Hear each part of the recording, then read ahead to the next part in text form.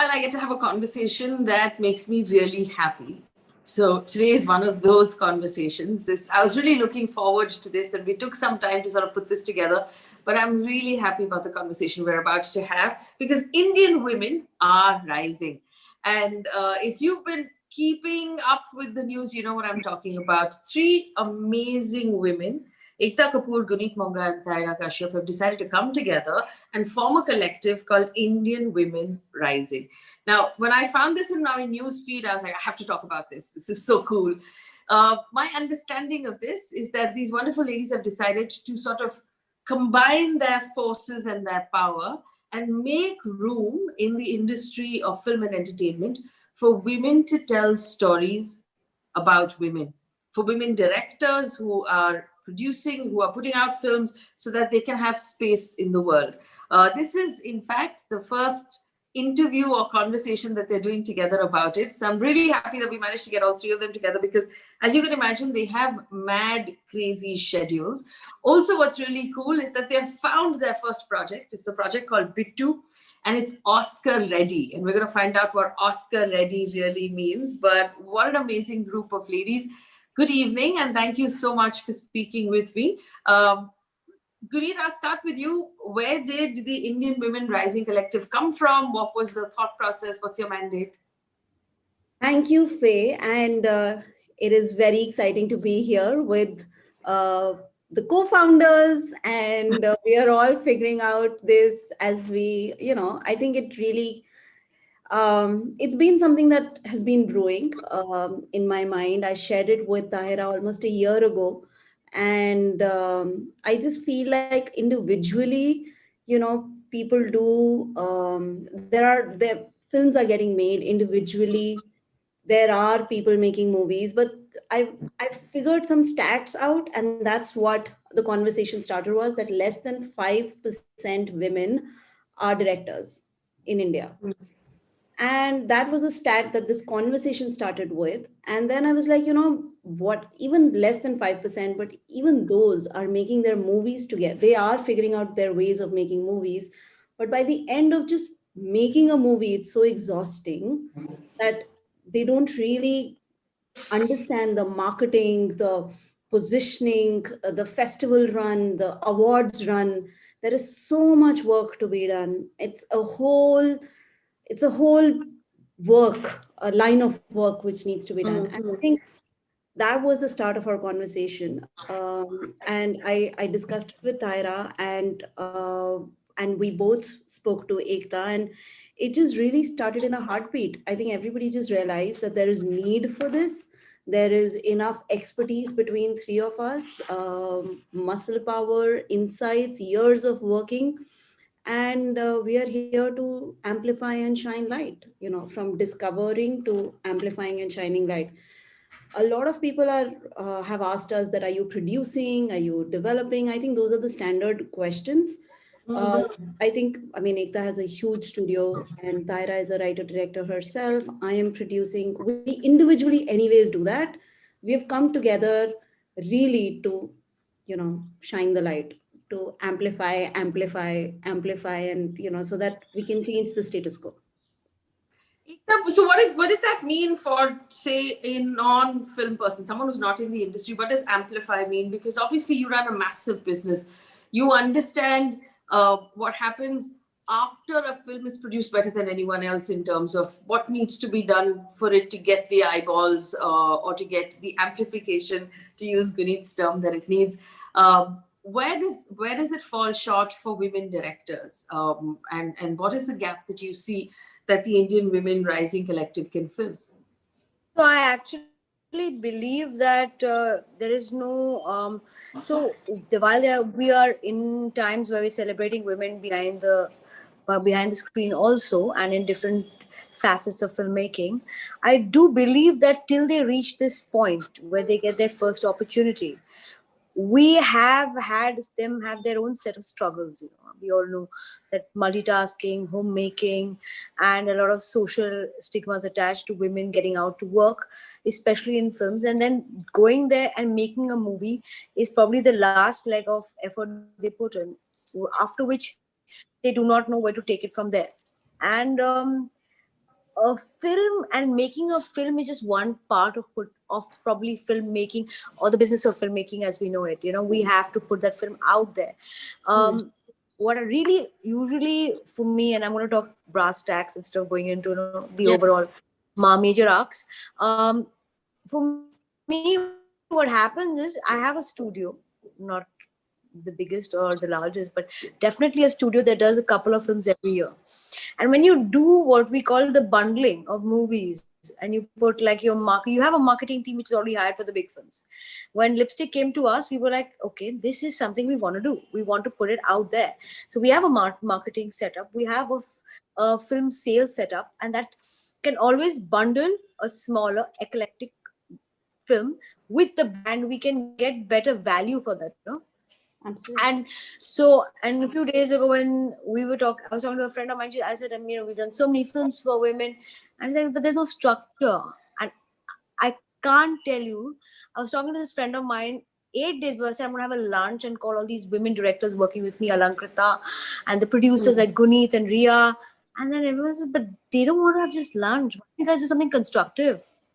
And when Guneet met me, I was like, okay, finally have some structure to various thought processes. Guneet, I remember you and I met, 2.5 years ago, and you were talking about the same thing. So this is obviously something you've been cooking for a while, about the fact that you wanted to be able to do this. But I understand that the engine getting this whole thing off the ground was Tahira Kashyap's brainchild. What drove you, as someone who's written, as someone who's directed? Did you feel that, listen, we need to actually, as women who have managed to do this, clear space and make room, and lend power? Where did this come from? What was the idea here? I just feel it was just not me. It was I think it's our energies synergized in a way that we sort of manifested this collective, because I just feel all of us had that intention, as women filmmakers, producers. There is a part of you which knows that, Guneet, through the statistics, you know that it's a very, very small amount. What is 6%? What is 5%? And here we are telling stories. And if you're not going to have more filmmakers, female filmmakers, we're not going to have more stories about them, which goes on to say whoever is closest to whatever gender can sort of depict and has a wide spectrum of stories to tell. So here we're talking about half of the population which is not being celebrated in cinema, the stories of struggles in a way that it should be. And I feel this is a thought which has been with all of us. And at some point, some divine energies came and it just manifested and it's become this collective. So I would not take the sole credit or anything. It was, I think it's just that it was latent in all our belief system and it just became very active. And And Tyra, tell us about Bittu. Tell us about this first project you guys have come up with. Where did you find it? And what's going to happen with this film now? So Guneet texted me at exactly 12 o'clock at night. As she does. Yeah, that she does. When she does that, you know that this is something, it requires attention. And I was like, okay. She's like suno, and all her messages start with suno only. Suno, ये एक film है, अगर देख सकते हो तो देखो. So I got very excited. I love watching, so I watched, and it blew my mind. Bittu just blew my mind. The craft behind it, and it's later on I came to know that it's won the students' Oscar as well. But it's such a heart wrenching film. I mean to say, it tugs at your heartstrings. And I was like, Guneet, I'm blown away by this film. Who has made it? And then she told me about Karishma, and I think our intention for this collective starts from a very, very genuine, honest space for the love of cinema and for the love of the lovely movie that has been made, Bittu. And then we thought of, let's consolidate this and give it some structure. And that's how Indian Women Rising came into being. So the complete credit, I think, should be given to Bittu and the lovely film that has come up, which has really, really inspired the three of us to come up with this collective and do more so with more women directors like Karishma. So, and where it goes from now on, I think Guneet and Ekta will be in a better space to tell us about the Oscar run and all of that. Yeah, well, what is actually, I'm very curious to know what is the Oscar run. So, what happens now that the very powerful Guneet Monga and Ekta Kapoor have decided कि ये film Oscar में जाएगी, इसके बाद क्या होता है? मैं बता रही हूँ, इन दोनों ने decide करा है ऑस्कर में जाएगी तो ये ऑस्कर जीतेगी. That's what these two women are. So I remember the first person I met after coming back to India, winning for period end of sentence was Faye. That was the first lunch we had, and we were celebrating, and I was right out back from LA, and so this is, I think, special, you know. So this is fine. I'm giving you all my good luck here. It is fine.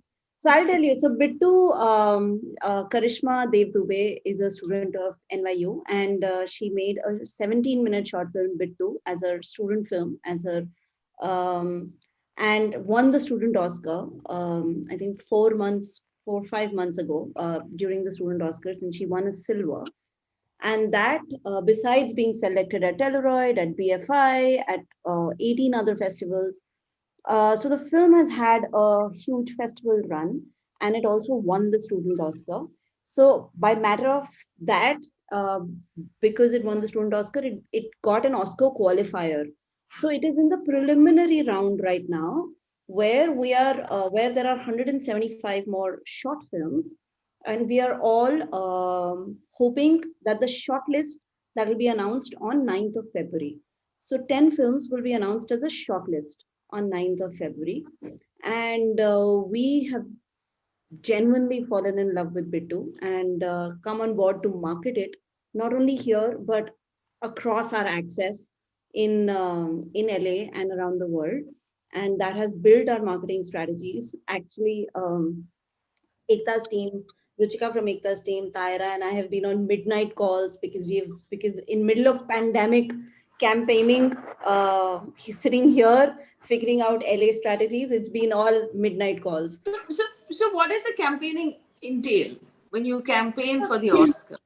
So it entails, it is basically to amplify news stories, get into trade, get in front of Oscar voters, and they all follow a certain, they follow certain trade, they follow awards line.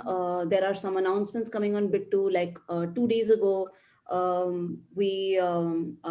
Bittu became Vimeo staff pick. So it is all, so it's top of the line at Vimeo right now. And it's only there for this 1 month. So what happens is, so I'll just explain, because there are many Oscar qualifying festivals, short film festivals. So a lot of short films do go to a lot of festivals and get a qualifier. So we're all in the preliminary round.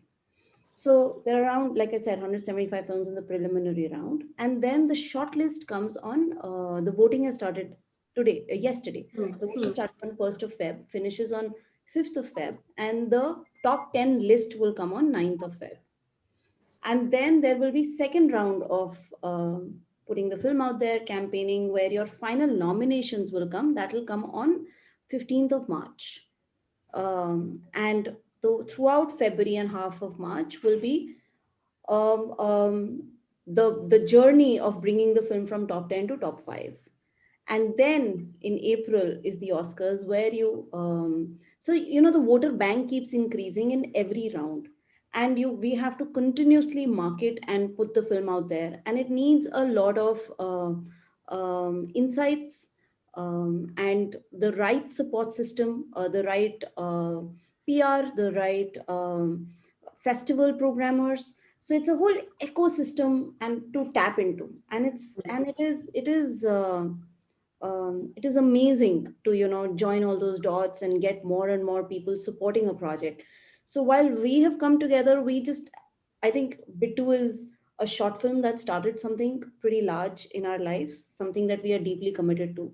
So as our larger arc evolves, Bittu has sparked it right now for us.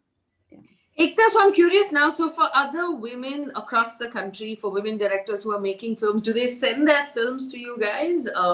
Because now everybody's going to sit up and say, hey, can I in some way be part of this?